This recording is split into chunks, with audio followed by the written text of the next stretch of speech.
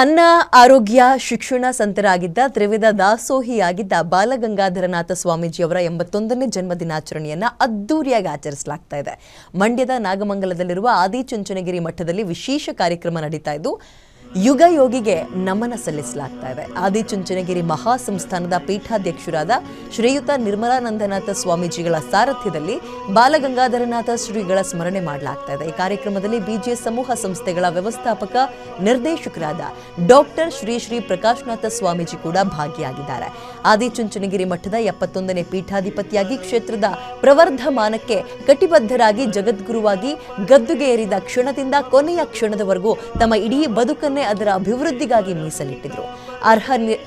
ಅರ್ಹರ್ನಿಸಿ ನಿರಂತರವಾಗಿ ಧರ್ಮದ ಏಳಿಗೆಗೆ ಶ್ರಮಿಸಿದ್ದಾರೆ.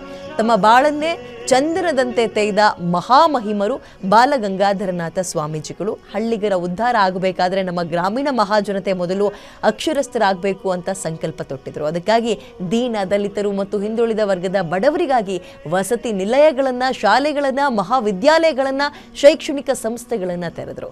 ಅವರ ದೂರದೃಷ್ಟಿಯ ಫಲವಾಗಿ ರಾಜ್ಯವಷ್ಟೇ ಅಲ್ಲ, ದೇಶ ವಿದೇಶದಲ್ಲೂ ಬಿಜಿಎಸ್ ಶಿಕ್ಷಣ ಸಂಸ್ಥೆಗಳು ಹೆಸರುವಾಸಿಯಾಗಿದೆ. ಹೀಗೆ ಶ್ರೀ ಗುರುವಾಗಿ ನಿಷ್ಠೆಯಿಂದ ಯಾವ ಲಾಭಾಕಾಂಕ್ಷಿಯೂ ಇಲ್ಲದೆ ನಿರಂತರ ಸೇವೆಯಲ್ಲಿ ತೊಡಗಿಕೊಂಡಿದ್ದ ದಾರ್ಶನಿಕ, ಸೇವಾ ಧುರೀಣ, ಮಹಾಗುರು, ಕರ್ಮಯೋಗಿಯ ಅಮೂಲ್ಯ ಕೊಡುಗೆಗಳನ್ನು ಸ್ಮರಿಸಲಾಗ್ತಾ ಇದೆ.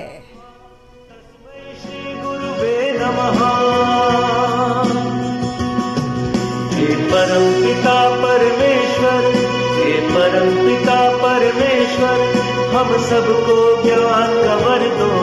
हे परम पिता परमेश्वर, हम सबको ज्ञान का वर दो.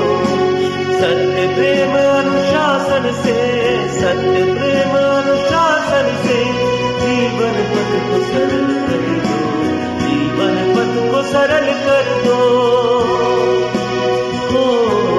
हे परम पिता परमेश्वर.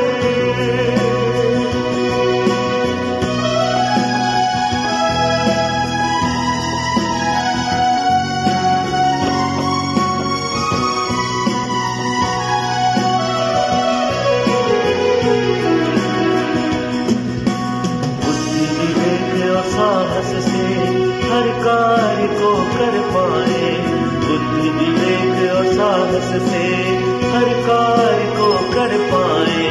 मेहनत ईमानदारी से अपने लक्ष्य को हम पाए.